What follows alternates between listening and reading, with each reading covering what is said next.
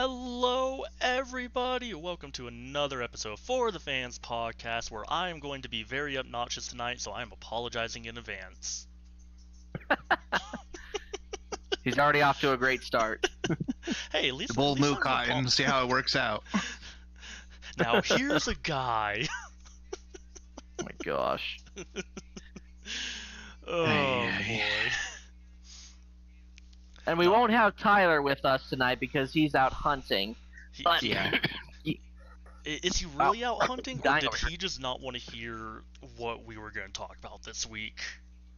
apparently this is his last week to actually get this in for this tag, but then also yes, he is probably looking forward to the fact that he does not have to hear the delusions of a Jacksonville Jaguar fan. Whoa! And the Hey, pure- we did Whoa. need to hear from him anyways, because his team didn't even play.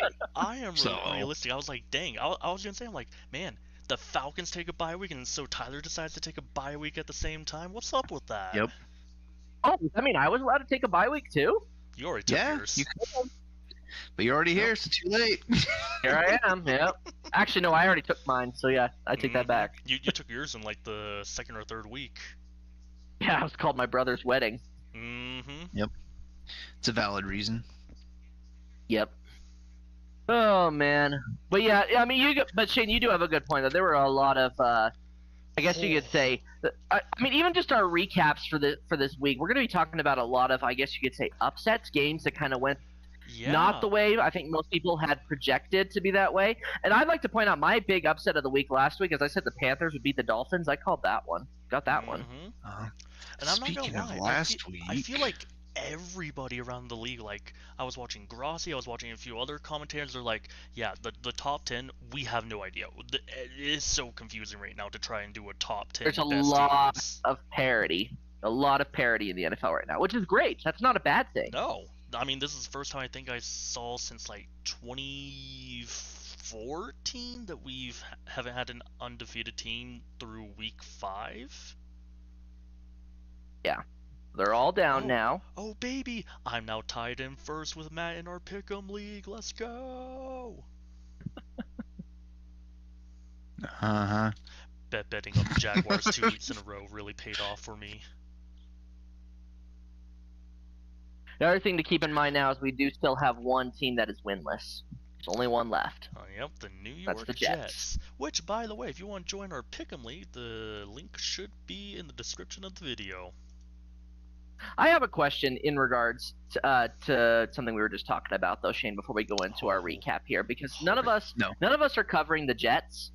So I need to have this. I saw a meme about it, so I feel like we need to legitimately ask this question, Yeah. which is where it said for Justin Fields and the Chicago Bears. Oh, the Bears did Justin Fields dirty. For the Steelers, oh, the Steelers just didn't appreciate Justin Fields enough. And now the Jets, oh, the Jets are just making a mess of Justin Fields. How do I'll phrase this in a way, because I love Justin Fields. I But- like him too. Is he actually a good quarterback, or is he just having the horrible situation of playing on teams that are just not statistically good for quarterbacks, with the exception of the Steelers, where he was kind of just He was the backup the whole time. Yeah, I was gonna say, I'm like, I agree with you, which is, Yeah. we've seen, so Sam Darnold was a Jets quarterback. He went to the Panthers. He left, went to the Vikings, did great on the Vikings. Now he's kicking butt on the Seahawks. So I mean, I'm like, I kind of feel like Yeah. it's the Jets curse. And no offense, McKay, but the Bears have never been known for their quarterback. no, they never have. I mean, we're the only team that doesn't have a quarterback who's thrown over, 4,000 who's thrown over for yards. 4,000 yards. So yeah, I mean, yeah, And you guys are Yeah. one of the oldest teams in the league too. yep, Yeah. exactly. I think Fields going to the Jets kind of screwed him over this year, I think, because of all the injuries and stuff. I think if he stayed with the Steelers and it was still a backup or a third string, I feel like he probably would have been able to have a shot to get on a better team. Well, then my thing is, I'm like, where would Justin Fields succeed? And here's the thing, I sneakily think he would do well on the Dolphins. Yeah, Hmm. I could see that. But Yeah. before the Tyreek Hill injury, if it started the season Tua was gone, Justin Fields came in, he would have Tyreek Hill, he would have Jalen Waddle, he would have A-Chain. Like, he would have good pieces around him, and he's a mobile quarterback as well. So I would be very interested to see what he could do with an actual team around him. Yeah. No, I get it. Yeah, I think that's fair. Oh boy, Panthers and Cowboys this week. Ugh. Ugh. Yeah, there's a lot of rough games this week. I'm just gonna scroll past that one because I don't even know who to put money on for that. Ugh. That one made me sick. That's gonna be rough to watch. I will say though, we got Lions and Chiefs, which sneakily could be a really good game, and it could be the Chiefs start the season 2-4. Not a chance. Not a chance. Enough of that. You don't think the Chiefs will go 2-4? Oh no, they'll lose. I thought you were gonna go. Oh, they could. I'm like, no. When I've heard that all week, they're like, they could beat the Lions. I'm like, no. I've had to tell everyone, no, they're not going to. I'm saying no. I think the Lions are currently the best team in the league, but they're gonna get stomped. I see so many people because I'm sorry, McKay. I said I was apologizing in advance, but I've seen so many Chiefs fans this week just through social media because I follow my team, and whenever we beat a team or whenever we play a team, I just hear nothing but from that fan base for the next 3 days, and then they're gone. Yeah. And everything I've been seeing is the Chiefs are like, we could win this game. Like, we held our own, and like we were doing good. We had a couple mistakes. We're gonna clean up those mistakes. We're gonna beat the Lions. I'm just like, and they're like, and after we beat the Lions, we're gonna get this person back and this person back. We're gonna rotate all of this stuff. We're gonna do like an overall. And I'm like, you guys are doing a lot of stuff for people that aren't even part of the actual team. Yep. Ridiculous. And we'll be touching on that subject later. It'll be interesting to see if how the Chiefs will bounce back or would bounce back starting 2-4.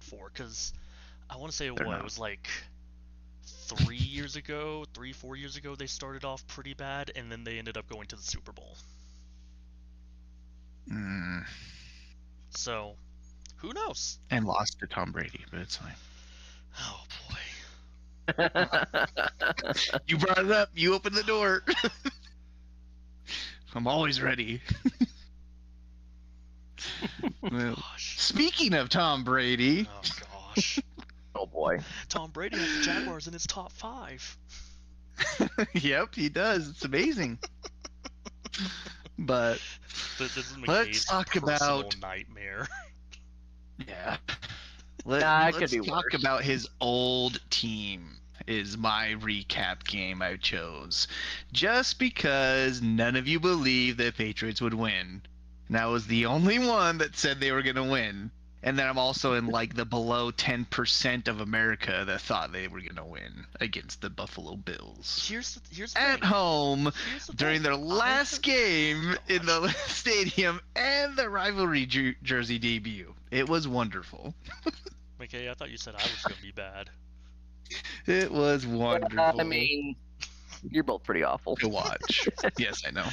But I wanted to lay it on really thick now to set the bar like really high, so then we talk about other stuff, it won't seem as bad. Let's see when the Bears do good, because I have seen McKay when the Bears have an okay day or an okay season. He is obnoxious too. So you're saying like when we're like 45? 40? I was going to say, that is a bold-faced lie, Shane. The Bears have been doing well. I'm very cautiously optimistic, so I don't want to hear that. I remember hearing so much crap talk when the Bears beat the Jaguars. I was like, oh boy, I'm not going to live this down for the rest of the year. It's because it gave you guys the first overall pick. Oh no, I was talking about like when we were on our missions and we were just messaging back and forth. I'm pretty sure when that happened, the Jaguars actually won. Ah. Well, it was a good day then. That's great. Oh man, crazy. All right, let's get this over with, because I'm sure everyone doesn't want to hear me talk about it. But let's talk about the Bills and the Patriots game. What are your guys' thoughts first off? What did you guys watch it? Didn't care. Ouch. I'm joking. Here's the thing. I will say, going into this game, I did think the Bills would win, but I never have counted the Patriots out this season because the Patriots are an interesting team for me, whereas some games they don't look that great, other games they look like they can take on almost anybody. I think that they're a very frisky team, and I believe I said this last week if McKay remembers because he has a good memory. I believe I said that they are a very frisky team, and it's like you want to play them, but you also do not want to play them at all.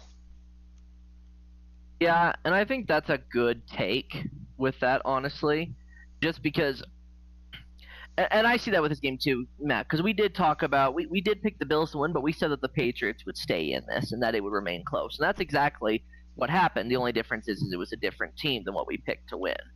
But I guess more the question is now moving forward in this direction here, I think the Bills know that they have things that they need to work on, per se, and that they're not invincible. What do the Patriots need to work on at this point to basically keep up this momentum?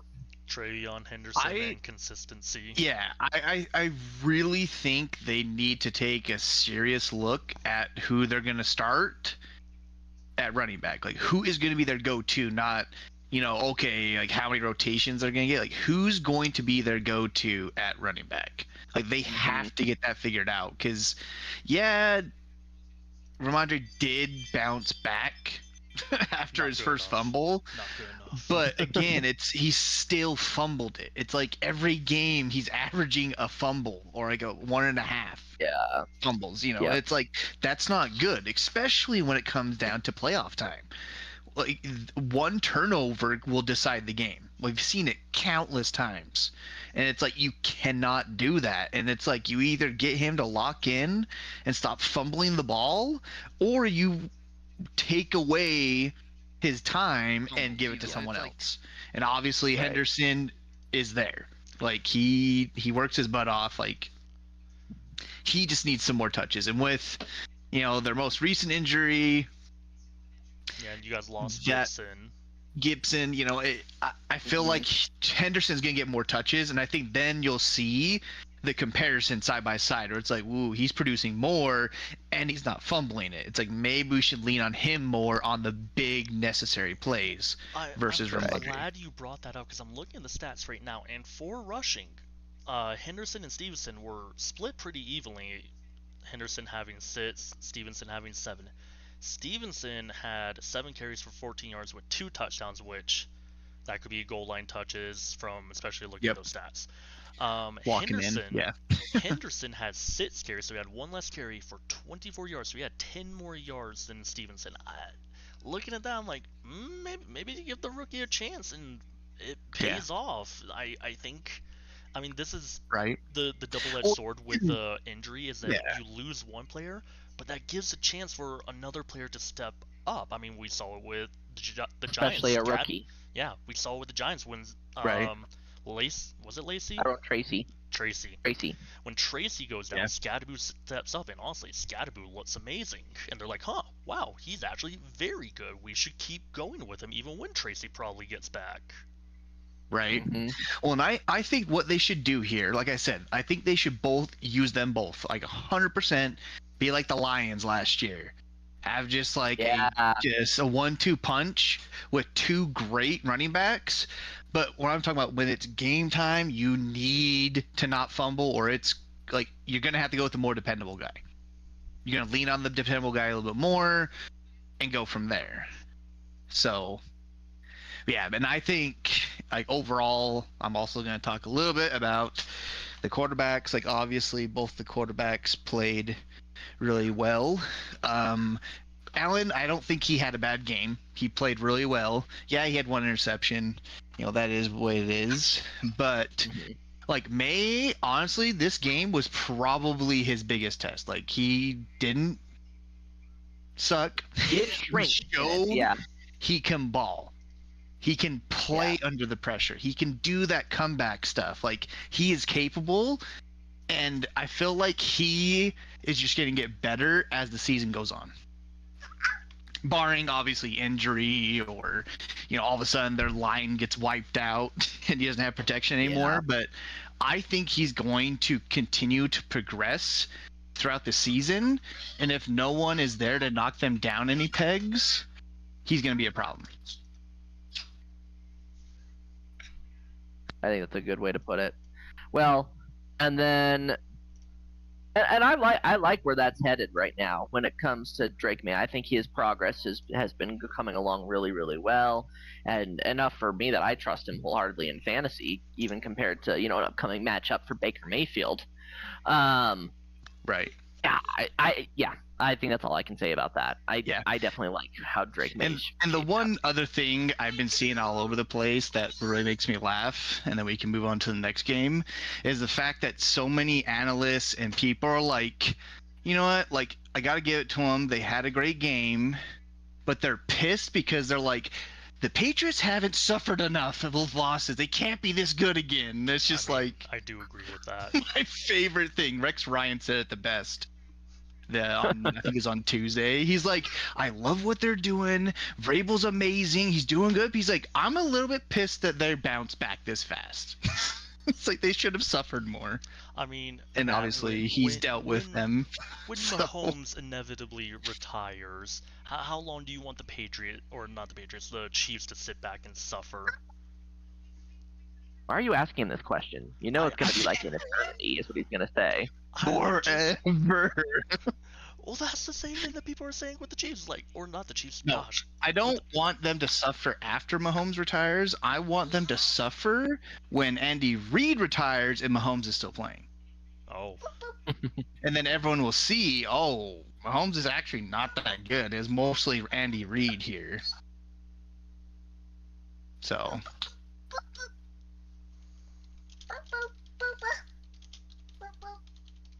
Someone's got something to say. And that is at least 2 cents worth. Got it. Well, she's in my face. Okay. But yeah, that's my 2 cents for this game. So we can move on to the next one if you guys want. Sounds good. All right, yeah. Broncos versus Eagles. Okay, look, the biggest thing I'm going to take from this game is just what the Broncos were able to do when it came to the comeback. Being able to go out there, go ahead and get the win. I know part of that came down to a really, really kind of freaky field goal, but what I want to talk about this more so is what's the situation with the Eagles right now?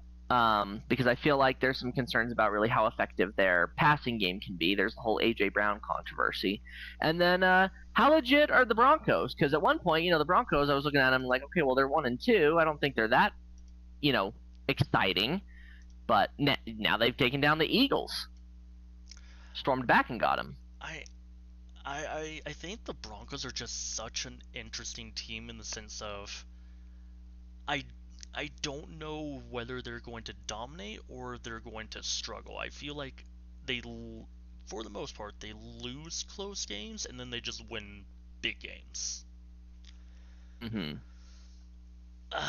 It's just hard looking at them because I'm like, looking at them, they played the Titans, which they barely beat the Titans. I'm like, the Titans are kind of really bad. Then there was the Colts, which surprisingly, I think to everybody, the Colts are one of the best teams in the league right now.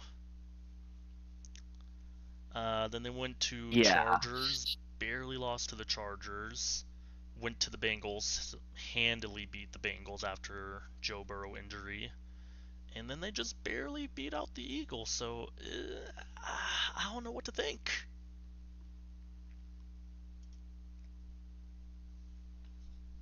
There's a lot more I think we have to see them for me to be convinced that they're a contender. I think it goes back to what Matt was saying that I know, and Matt will, do this whole, hey, I told you so sort of thing. But Matt, your thing is trending right now. What you said at the beginning of the season, where, most of the AFC West teams look good, and that the Chiefs will miss the postseason as a result. Now, granted, the Raiders don't look good. Yeah. I think I agree with you guys. Like, the Broncos still need to prove a little bit. Like, the thing is, they have the pieces. They just need to win a little bit more convincingly throughout the years or throughout the season. Like, they're gonna have to have when they play the Patriots, or not the Patriots, but when they play the Chiefs next, they have to blow them out of the water. Absolutely, just mop them up, and then you'll see, okay, they're serious. They're gonna be contenders. They're definitely going to the playoffs. I feel like right now it's kind of in the air. Like, yeah, they're beating some good teams, but barely. So Yeah. yeah, and I think, and then on the reverse side with the Eagles, looking at just like all their stats and stuff, like the main reason they probably lost this is because Barkley ran for 30 yards. Yeah, not utilizing the running game properly. Like, that's pretty bad. Now on their defensive side, yeah, they had only 1 sack, but they were tackling well. Like, they were playing good defense. It's just the name of the game. They let it go in the 4th. So Yeah. Okay, well, that's all I got to say on that. Shane, Yeah. get it over with. What do you mean get it over with? This is the game of the week. This was Monday Night Football. And honestly, I don't want to talk about this a whole ton, mainly because I try to stay off my pedestal now. McKay's yelled at me in the past, and I admit I get on the pedestal and I don't really I get give you off. permission to get on the pedestal. It's against the Chiefs. It's fine. Duval. I think one of the things that I'm seeing is that with the Jaguars especially, and what I like about Trevor Lawrence is that this team doesn't give up no matter how far behind they are. Especially under Liam Cohen now. I feel like they're always trying to fight to get that extra inch and to put a point on the board and try to come away with the win. And I think it's very easy for a lot of quarterbacks and players on a team if they're down by a lot, because this game started with them being down 14-0. I think it's very easy to get in your head to be like, oh, we're doing bad, we suck, and kind of give up a little bit. But this team showed resilience and made some good plays and turned the game around. And McKay, I gotta know, what did you think of the final touchdown of the game? Oh no, that final touchdown was amazing, and I don't think anyone can dispute that. I mean, that was a great example. You said at the very beginning of the whole, like, they don't give up. It was really funny. I had Emily with me, and Emily's just like, "Wait, I thought he'd be down." You know what I mean? Like down by, and I was like, well, "He's not down by contact. He's not down by contact." So he's used to college. I had to explain the rule to like 4 different people. Yeah, but no, it was cool. Like I was blown away that he was still able to, get the touchdown as a result. And it was. So from what he said, is cool. That he because he got stepped on by one of his linemen, he got up and he's like, "Oh, there's no one around." He's like, "I'm just gonna run it in." And the thing that I noticed that Chris Jones, one of the highest, most touted Chiefs defensive players, he kind of just walked in there for him. That's what I was gonna say. I'm like, if he didn't help out at all. If he ran after him, I don't think Trevor would have gotten the touchdown right there. I think the Chiefs could have won it. And he definitely would have. But they still had a timeout, though. No, Jaguars were out of timeouts. Oh, I thought they had one. They were, yeah. They were out. Something to keep in mind, though. I don't know how this plays into the Phillies. Sorry, you can tell I'm keeping an eye on the game right now. Ball too. I don't know where the Chiefs culture fits into this, because I feel like Andy Reid would have a higher regard for this, but I feel like when the play is not going well, I feel like I see a lot of these big players for the Chiefs giving up. Because the other example I really like to use is the fact that when Devin Lloyd got that interception and started running it back all the way the whole 99 yards, Travis Kelce gave up. Travis Kelce did not try and tackle him at all. Do you know who didn't give up on that, though? Whoever number 80 was? No, Juju. Isn't he number 80? Maybe? I'll check real quick. Because he pretty much chased him down to, the end zone. That was Tyquan Thornton. Oh, okay. Oh, that was Thornton. But Juju also chased him down, and I was like, dang. Like, the 2 players that caught him were the 2 wide receivers, Thornton and Juju, and I was like, ugh. But Juju didn't give up. He had that push, and honestly, it almost got Lloyd. Right. Well, and here's the thing. This have been my soapbox since everyone thought they were, the greatest thing since sliced bread. The Chiefs really are – they can be good. I'll admit it, one time in my life, right now. Yes, they have the capability of being good. But the second it doesn't go their way, the second they don't get a play that goes like a flag, or they get stopped and they're like, there's no flag, like they just give up. Because there's like, oh, what the crap? We should have had that with that flag. If they thrown it, we would have had it. It's like, dude, why does that matter? Like, I feel like they depend way too much on flags. I mean, there was a flag that got And they're picked used up. to it. Yeah, and that's like another, like everyone focuses on that. But I'm like, I'm not talking about the flags where they win. It's any of the time it's not for them, they flip out.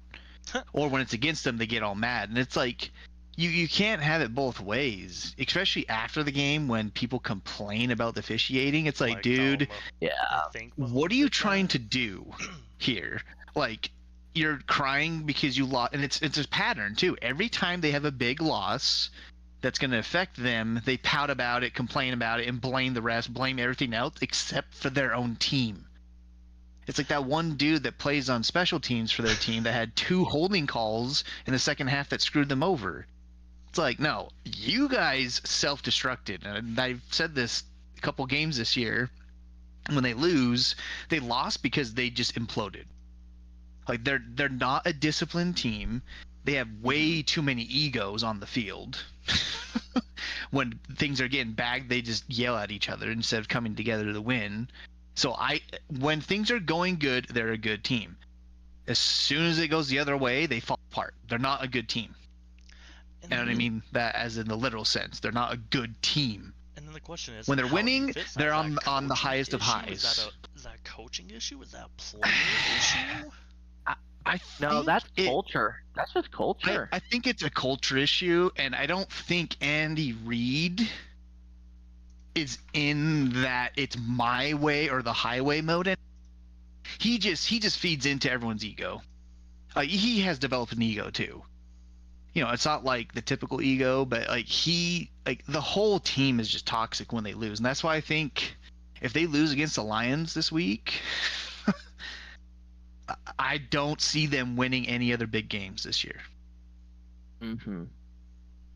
Even with them getting, like, especially when they get Rice back, I think that's next week, the following week. I think so. And I don't know who they play. Who did they play after that? I know it's not. Oh, it's the. Okay, that's kind of a redemption game. It's the Raiders. But the Raiders have given Chiefs problems before. Of whatever reason, they get Rice back and they get shut down by the Raiders, their season's over. I mean, they lose to the Lions and Raiders, they're done. I wouldn't say that. The Chiefs actually have a very easy schedule for the most part. Yeah, but if because they have the Commanders, they got the Bills, they got the Broncos, they got the Colts, they got the Texans, they got the Chargers, the Broncos again. It's like Chargers are interesting because they're so hurt, with many players out for the season. Broncos. Yeah, but they'll still give them issues. Is the problem? Like, it won't be like an easy win. Honestly, in any sense. I don't know. How Cowboys, meh. But no, I think this is their downfall. I've said at the beginning of the season, this is their slump. And until they get rid of, honestly, I think for them to have a better, this is the last thing I'm going to say, then we can move on to other stuff. The thing they need to do, they need to give Kelsey an ultimatum, either retire or we're trading you, and they need to get rid of Chris Jones. Oh. They'll get a whole buttload for him. Get rid of him, get him off the team, and pick up other people that are a little bit less big-headed. And then Mahomes, that it would help him to not have so many egos around him. He needs good football players, not superstars. He needs to take after Tom Brady. Oh gosh. And turn people into stars. Don't let egos come in and screw everything up just because they want a ring. Hey McKay, can you believe that when talking about Jaguars and Chiefs, we still got led to Tom Brady? I mean, Matt's here, so no, it's not really all that. It's right. gonna. It's because he's the GOAT, dude. He's like the ultimate comparison. Nah. He is. Him and Drew Brees, but I would people don't honestly give him credit. I would take Brees over Brady, honestly. Brees was Brees was underrated.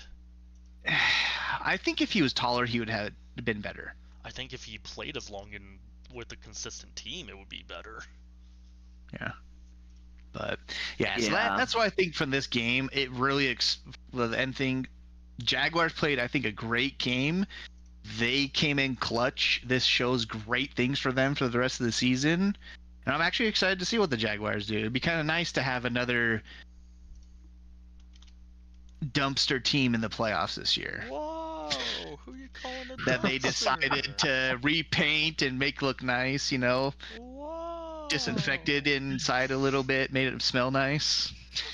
One of the favorite things I've seen is that people are like, is it weird that the AFC South went from being one of the worst divisions last year to now people are actually scared to play them this year? I wouldn't necessarily say that, but okay. What people are saying is like, for some reason, I don't want to play the Colts. I don't really want to play the Jaguars. The Texans are starting to come alive again. So what is going on? I'm just glad there's shake-up. That's what I like. I like everything's just kind of, all the pillar teams have fallen, and now everyone else is getting a shot, which is nice. But out of spite, I hope the Patriots go to the Super Bowl. Just to listen to everyone cry about it. That's all I want. Well, and since I keep talking, I'm gonna keep talking. And we're gonna talk about the matchup that I chose for this week, which I find a very interesting game, just because of recent events. Yes. And that is the Bengals against the Packers. I'm gonna love this game, especially if the Bengals ball out and beat the Packers, because then Joe Flacco has beaten the Packers twice this year. And I can send a text message to a good old friend Norberto and be like, "Ooh, that's gotta hurt." Man. Oh man. Oh, it'd be a great day. Great day. And then it'll be an interesting game because, you know, the Green Bay, you know, they're kind of wishy-washy. We don't know kind of what their team identity is other than Micah Parsons on the defense. And then obviously Cincinnati with the awful O-line, and then they got the old man in the backfield. So I think this is going to be a good game. So I like it. You know, I mean, to go with that, I will never say no to the Packers taking a loss. I think the Joe Flacco trade might galvanize the Bengals a little bit to play better. I think this might be a low-scoring affair, and I think it's just because at this point, what it will come down to is how well those quarterbacks play when they have an opposing defense coming at them. I think the one thing that will be a matchup monster, though, that I will throw that in there right now, is I do think, with the weaknesses that exist within the O-line for the Bengals, there's a possibility that Micah Parsons could really feast in this regard. So I'll give him as my matchup monster. But, yeah, I'm with you. I'll take the Bengals on this one. Oh boy, Make it fun. I think I'm gonna go with the Packers. Yeah. I think I gotta go safe. I think even with Flacco coming in and having experience and blah blah blah blah, I think learning this system in a week and trying to get familiar with all of this stuff is going to be difficult for all the other players around him. Mm-hmm. So yeah, I could see that. So I'm gonna say the Packers, and I think I'm gonna agree with Micah Parsons just kind of tearing that O-line apart. Yeah. I'm gonna go probably the exact opposite. I'm going with the Bengals, and I think Joe Flacco will be the matchup monster. Like if he can come in and make a difference, like all of a sudden, just like he's the magic antidote for the offensive line, and he either coaches them up within 4 days, like it would kind of put Flacco in like the one of the best quarterbacks in the league conversation. That would be If something he can to turn that around. Right. Like that's what I'm saying. Like that's why I'm picking him, because I might as well go for the long shot. Let's just do it. We've seen it enough this year. Let's. I'm sticking with the long shot. Granted, the Packers are heavy favorites, and it's the most expensive game of the week at $237. Oh. Wild. Not the game I would have picked. Yeah, I would have picked the Kansas City Detroit game, and Yep. that is the second most expensive game. And then after that, it's for whatever reason, it's Buffalo and Atlanta. Oh. Maybe Tyler took this week off for multiple reasons. Well, because I don't know if you guys have seen, both the Bills and the Falcons have quote-unquote updated their logo heading into this week. The I Falcons did not see that. Oh, the Falcons look like they got like a dead bird basically, and the Bills went to an all-red bison. Huh. I'll see if I can find it real quick for us. Shouldn't That's be interesting. too hard. Yeah.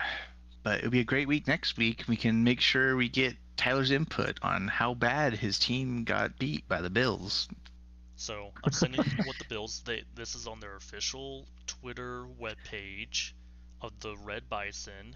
Oh, and they even got the banner for. Dang, they even got the banner with the Falcons. Oh, That's interesting. Oh, wait till you see the Falcons' dumb little bird. And I say that with sincerity. It's the old school. It's the old school helmets. Kind of like it though. Kind of like the it. Falcon bird just looks so bad though. Yeah. Well, because people pointed out, like if you zoom in, look at the Falcon's mouth and it's open, and it looks like it's scared. Well, makes sense. It's like, oh, they're prepared already. Yep. It's gonna be more embarrassing than the 28-3. We're just gonna. I don't know about that. Nah, that's pretty hard to do. Let's be honest. That's a task. Falcons lead the Bills 35-0 going into the second quarter. Bills beat them 58-35. Yeah, that'd be wild. Oh, that'd be disgusting. Oh man. But yeah, so that's where we're at, I guess, where we stand with the Bengals and Packers. It's since we only have 3 of us, it's a little uneven. Yeah. Shane, why don't you take us to the next game? I was gonna say, I feel like Tyler would take the safe bet and go Packers as well. I could agree. He probably, yeah. I think that is accurate. So for my game, I think I got one of like the 4 best games of this week, and this is one I'm excited for because despite the injuries, this team is sitting at 4-1. I got the 49ers and the Buccaneers facing off against each other. Both of these teams are 4-1, and despite the 49ers being injured, I mean, they're getting the win still, so I can't really count them out, and I'm excited to see how this will go. I mean, truthfully, I feel like the 49ers are going to lean very heavily on CMC this game. But Mac Jones was looking pretty solid. The Buccaneers have looked great this year. Baker Mayfield. If only the Browns had a quarterback like Baker Mayfield. Baker's kind of elevating himself to MVP status. Mm-hmm.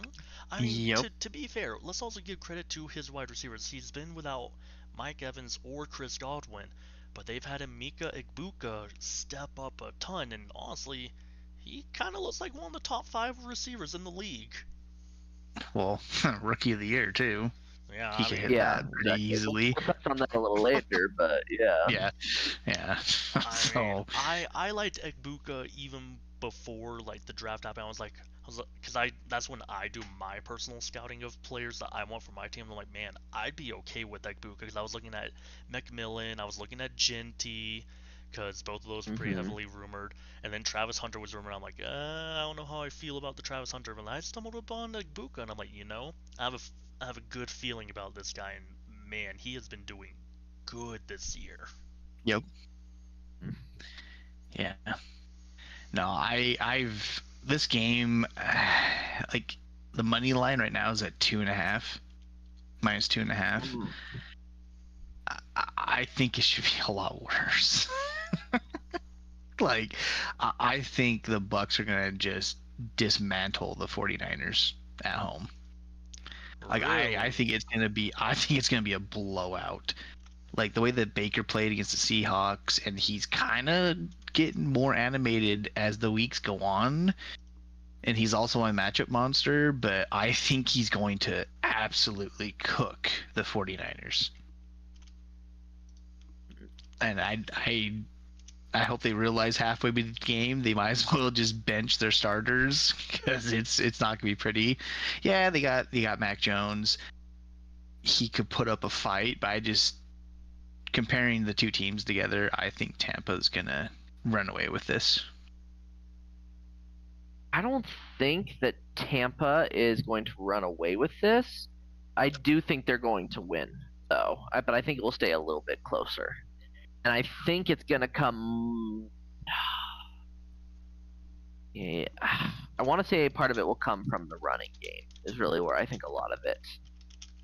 Where the battle will be fought and won. And at this point, it's probably going to be more Rachaad White than it is Bucky Irving.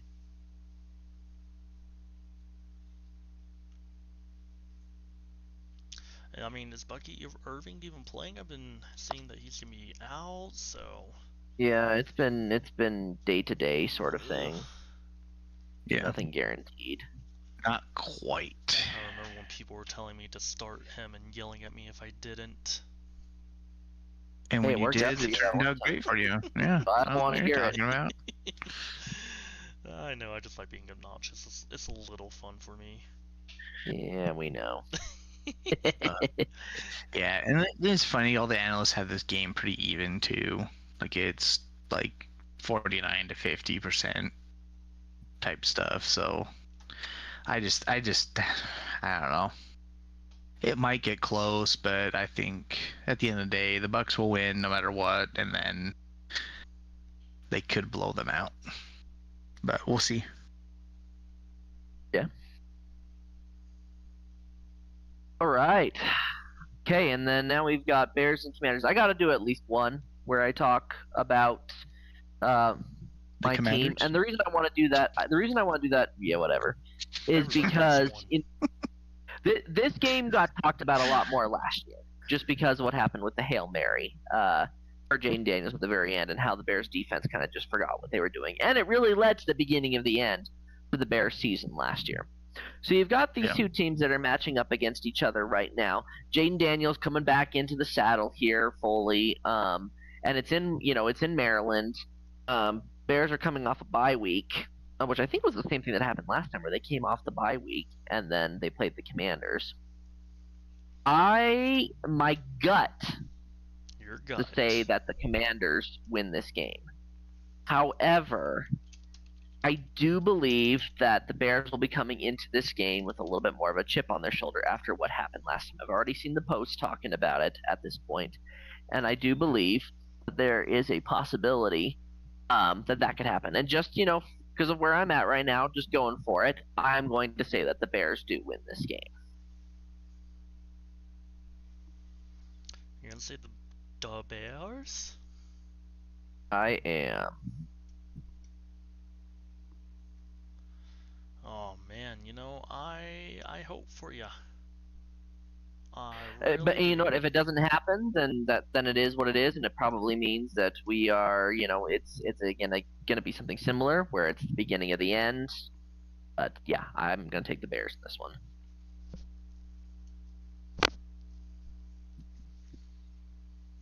Matt? Oh, I have to comment? Yes, you do. I'm just kidding. And you don't have to, but... Um, I think the Bears are going to win this one. Wow, am I the only one going with the Commanders? Yeah. Let's hear your rationale. I just have a feeling that like the Commanders are just not quite out of the crapper yet. Yeah, I could You know, see where like you're going with that. it's like Jaden Daniels hasn't really proven anything. Yeah, he got hurt, banged up, you know. But looking across the board on like their season stat leaders and stuff, like they could win this game. Like, you know, I picked up a matchup monster first to be Swift, because if he can have a great run game, I think this will keep the Bears in it. Like if he can contribute and get things done, I think he'll be all right. Like I think the Bears will pull it out, and it'll be a really good upset, especially when it's in, you know, the Commander's house. So Ben Johnson needs those wins. He really does. Yeah. Otherwise, well, so do we want the Bears to win? Because I mean that just means if the Bears' history sticks, then next year they cut Caleb Williams, draft a new quarterback, and then Ben Johnson has that year to fix the rookie quarterback and turn the team around. Am I getting that right, McKay? That's how the Bears have been running things the past like 6 years. Yeah, but how's that worked thus far? So, you know what I mean? Hey, I mean, Doesn't I'm surprised solve you guys anything. have done it at least 3 times in a row. So Yeah, it has not panned out. It is painful. I mean, what more do you want me to say with that? So, as a result, no, I would very much like for Caleb Williams to succeed. Not to mention, too, we've never seen really good cases where they do fire the head coach and then bring in a new one to kind of become the quarterback whisperer that just turns everything around. That Daniel Jones in the Giants was a good example of that. I think, with whatever happened with Sam Darnold and even Baker Mayfield when they were with the Browns, the Jets is a good example from that. The whole, Matt Nagy coming in to fix Trubisky didn't work. Eberflus somehow coming in to try and fix Justin Fields didn't work. There's one this year. Help me out, guys. There's one this year of a quarterback who it's a rookie quarterback that I think the question is if they get a new head coach, will that turn the tide? I think the one I'm leaning towards is Bryce Callahan getting dumped by the Titans for a new coach to come in and mold Cam Ward. Yeah, I mean, I don't know if that'll happen, but I mean, hasn't Bryce Callahan been there for like is this his second or third season? I want to say it's his second season. I think it might even be his third. Hold on. I mean, yeah, you look in it, do the research, but this is his second season as the head coach. Last year he went 3-18, okay. And he started really bad this season. So yeah.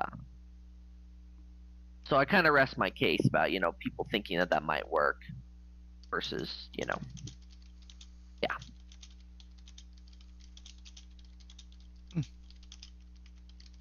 So with that, I think as far as my matchup monster, I like the Odunze pick. I think him looking in as the wide receiver one now. I think that's where I see this going well.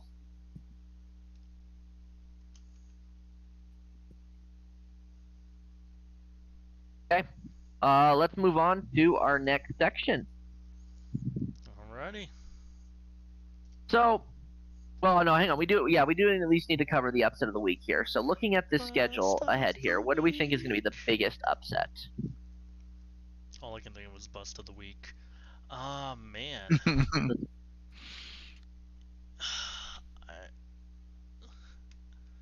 I feel like if Tyler was here, he's going to say the Falcons beat the Bills. See, I'm just trying to think of who all is the favorites for each game. Gotta pull out my handy dandy pick'em league to see what the favorites are, which everyone should join and compete. I'll go ahead right now and say the Browns will beat the Steelers. You know, I can see that one, and that's a pretty good upset. But aren't the Steelers are coming off a bye though? They got time. That doesn't mean anything. They've had more time to study.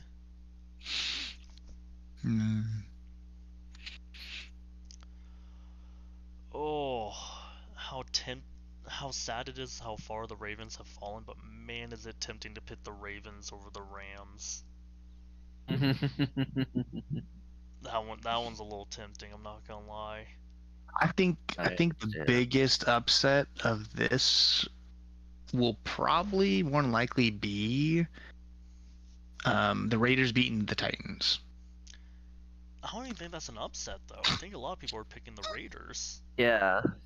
It's a wash. No one wants to watch that game. Come on. Matt, you've been saying your biggest upset's going to be Bengals and Packers anyway. Yeah.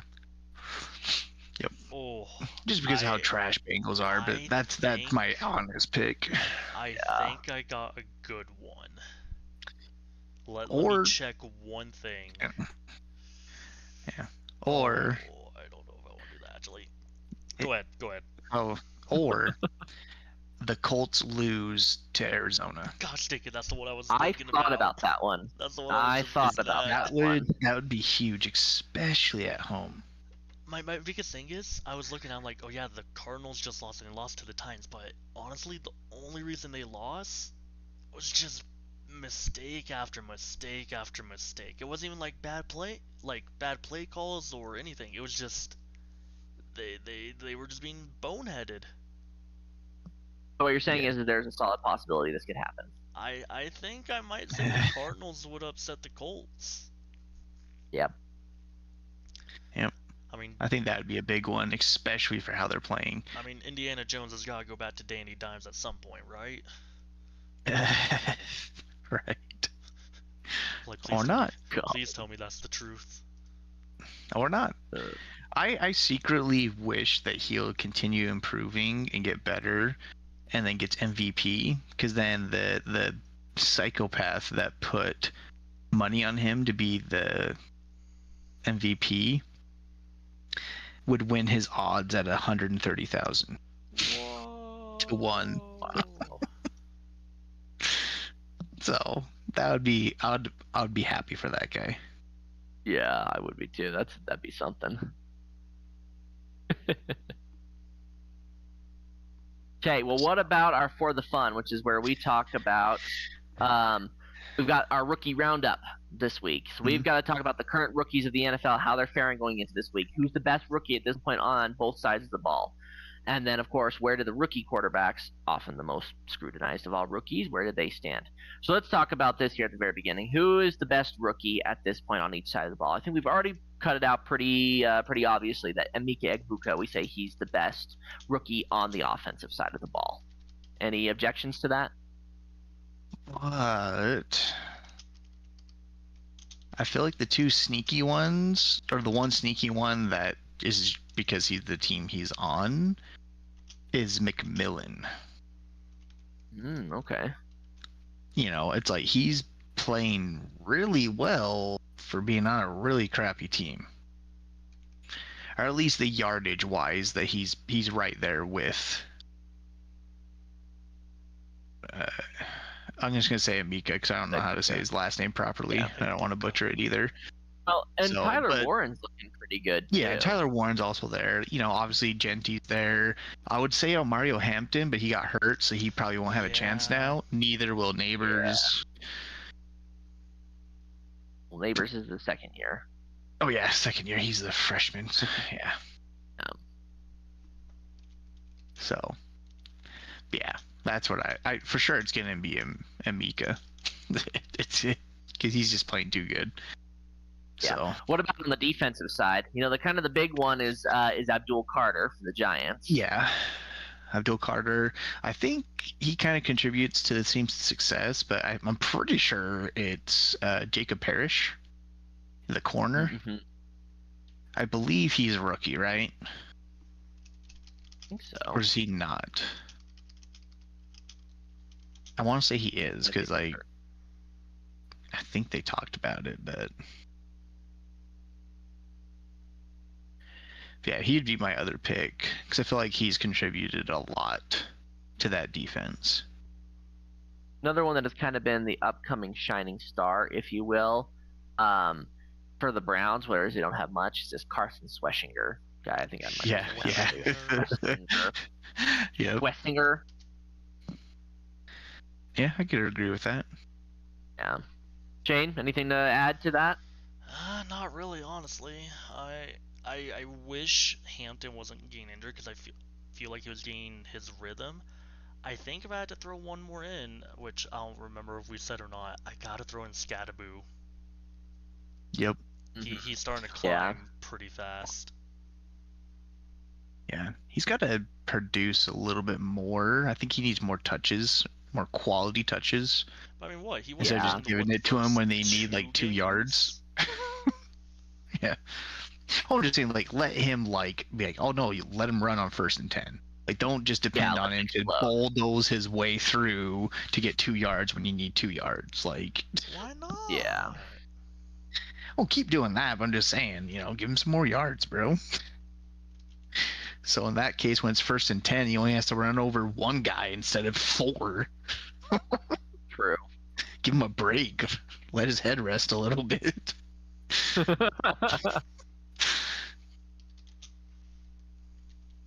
Yeah, I like that. How about the quarterbacks though? Because let's be honest, the quarterbacks here thus far have not been all that exciting. Yeah. Cam Ward has probably been the best one out of the group, but doesn't mean to say that he's been excellent, right?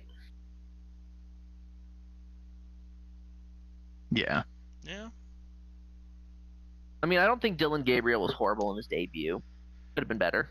Could have been worse. Just waiting for Shador time. I was gonna say, I'm like, it's only a matter of time before they let that loose and see if Sanders could actually play. But depending on how the rest of the season goes, you could see Jackson Dart sneaking in there as like the best quarterback.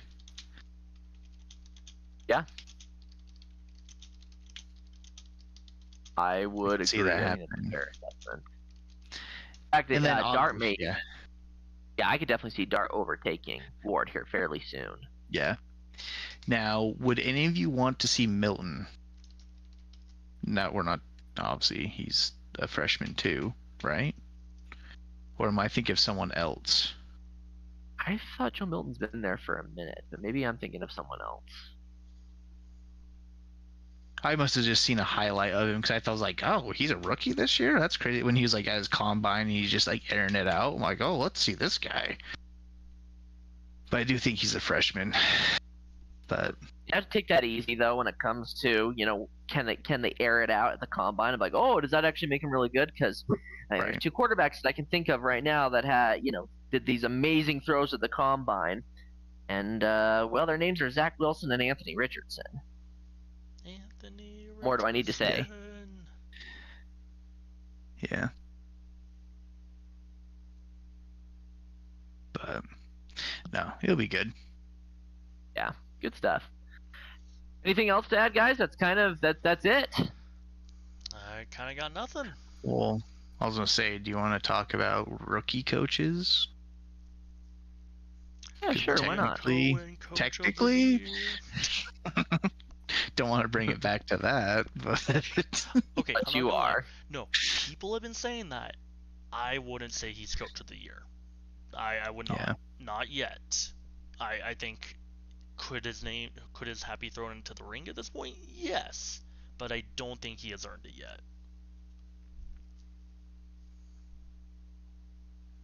I actually, as coach of the year, as the rookie coach of the year, I would give him that award. I know it's not an official award, but as of right now, I would give him that award. Yeah. So I had to look this up.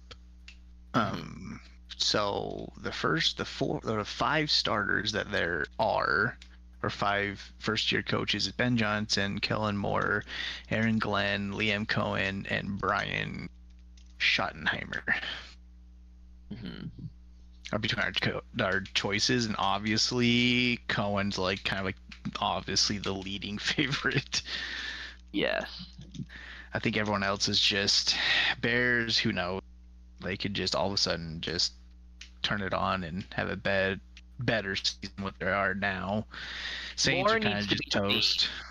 Yeah, more needs to be seen from Ben Johnson before we can just say like, oh yeah, this is great. You know what I mean? Like, oh, he's the real deal. Kellen Moore, he just set up with a bad system, bad team. I mean, poor guy. Brian Very Schottenheimer, it's not going to happen. I mean, it's the Cowboys. He's the Cowboys. It's the Cowboys. And then we don't even talk about Aaron Glenn. It's like we all know it's the Jets. Oh, yeah. It's over. Hopefully he has to go to the bottom just because they haven't won yet. Yeah, but hey, he'll at least be stable for like another year for coaching. They probably won't kick him out at the very beginning, but we'll probably need to do that here in the middle of the season. Do another, who's gonna get fired, who's on the hot seat. Yeah. But, always happens. Then I'll say this. So we have a feeling that a coach is going to get fired. Do we see a firing mid-season? And if we do, what week do you think we will see that fire happen? I don't know if we'll be seeing a firing until something like week 9 at this point, just because we talked at the very beginning here. There's been too much parity in the NFL right now. Mm-hmm. Yeah, like there isn't like a clear absolute loser that are just getting absolutely stomped, except for the Jets. I was gonna say, and the Jets can't fire the head coach the first. Or they shouldn't. First year, they shouldn't. Like, it's like, dude, he walked into an absolute shambles. You can't blame him for that. Now, next year, if he can't turn it around, then yeah, you could probably fire him. But I'm along the lines of, just because we're talking about this now, and it's just coming to my mind, what do people think about Mike McDaniel? Do you think that this is the year the Dolphins are like, hey, you've lost us too many games this year, we gotta cut ya? I think he'll be fired at the end of the year if they don't make the playoffs. Yeah. Especially if Tua doesn't go down. Oh boy. Because that would be his only scapegoat. His only scapegoat. That if all of a sudden, Tua gets another concussion in week like 6 or 7, then he'll get his behind saved for the next year. Because I feel like he would use that as an excuse, like, well, we had our guy go down, he'll go down, you can't blame me for injury. I mean, but if he doesn't go down and Hill's the only one and they miss the playoffs, I put him on the off season. Are they going to make a new head coach? Like, I can see him getting canned. Or just let him write out his contract and let him after that. Which I think he only has one more year, so it's like next year or bust, I think, for him. Yeah. Because I think he only signed like a 4 or 5 year contract. Something like that. So, yeah, but he's the one that, like, I could see getting fired this year. Oh, hold on, boys. We got a trade going on. Oh, what? Wait, what? From Adam Schefter just now. Really? Mm-hmm. Who's trading? Jaguars and Browns. For who? The Jaguars are getting cornerback Greg Newsome and the Jets' 2026 round pick from the Browns, and the Browns are getting Tyson Campbell, cornerback, and the Eagles' 2026 7th round from the Jaguars. Which I'll say, I love Tyson Campbell the first couple years he was here, but he's gone downhill real bad. Yeah. And I've heard good things about Greg Newsome, so I think this is pretty like 1-for-1 trade possibly. Mm-hmm. Yeah, I mean it's nothing earth-shattering, but not bad. Yeah, it's a pretty even trade across the board. Like it's not too bad either way. I was gonna mention one thing on the coach thing. I wanted to get you guys' opinion. Mm-hmm. If the Ravens all of a sudden suck, is Harbaugh gone? No. Like if they miss, let's say they missed the playoffs. No, because of the injuries, they'll just use that as the excuse. I'm like, But- he's done good but- with them every other year. Yes, not as far as they wanted to go, but he's gotten them to the playoffs. He's kept them competitive. This is just a really bad year with not many pieces on the board. Right. Well, and do you think in the NFL it really doesn't matter about winning? It matters about how consistent you are in the playoffs? At least as far as most coaches keeping their jobs, yes. Yeah. Oh, that's what I'm saying. That's the topic I'm on is people keeping their jobs. Yeah. Me as an owner, I would kind of lean more towards like, dude, you don't bring a championship or at least one or even get to the Super Bowl. I feel like that's a failure. I mean, But when you have here's the dynasties argument. going around, yeah, if you have dynasties going around, then of course it's like, okay, well, we'll see, how it goes, sort of thing.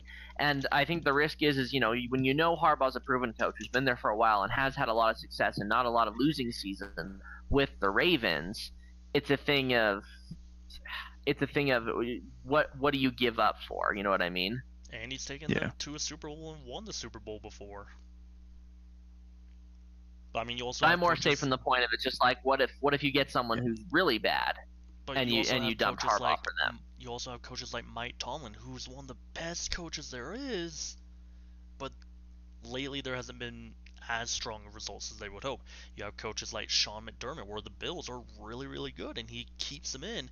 And is it really a failed coach if they're going, let's just say, to the AFC Championship game every year, 4 years in a row, but they can never jump into the Super Bowl? I mean, think it's an issue. on one part, yes, it is a failure, 100%.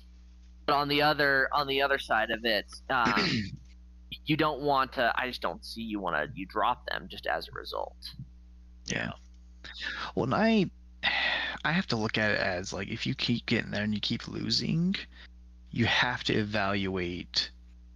Okay, well, we have to really look at why they lost. Is it because there's a dip in performance, or was there a dip in decision making, like bad coaching assignments or bad play calls? And if that's the case, it's like, okay, well, you either get rid of the head coach and find someone that's better than him to get you over the edge, or you just hope for the best and just stay consistent. But A good thought to end on, that's for sure. yeah. Oh no, the best thought to end on, and we can end it like literally as soon as I'm done talking, is Arizona State sucks and they're gonna lose. Oh boy. Jeez. Well, they might actually. Fucking A. I'll admit I'm actually very worried about this game this weekend. Oh Yeah. boy. I had to make sure it was gonna be this week, so I scrolled through. I was like, I'm pretty sure they play this week. I have to tell McKay Yes, they in do. voice person. They can't say in person. Nor do I want to I send do you believe anything. Utah is going to win, but at the same time, like if this comes back around, next Yeah. week and Arizona State wins, you're going to hear it from me. I will get obnoxious with that one. I won't get Oh, obnoxious fine. with the Bears, but I will get That's obnoxious totally cool. with ASU. It's okay. Do you have I to do listen to find that it on the funny podcast, or... that I do find it funny that Utah's playing Arizona State and then BYU is playing Arizona. I do Right. think that's funny. The two Utah teams and the two Arizona teams are playing each other in the same weekend. Big 12 fun for you. Yep, I like it. But I think this podcast is going to get out of hand. Actually, it Oh, won't be boy. too bad for McKay because he doesn't get too intense, but it's going to be the BYU and Utah game. Oh yeah, that'll following get a little chippy. Yeah, you're going to hear it. Yeah. And so's my work. Gosh. All right, good stuff. Yeah, we'll end it there though. Have a good night, everybody.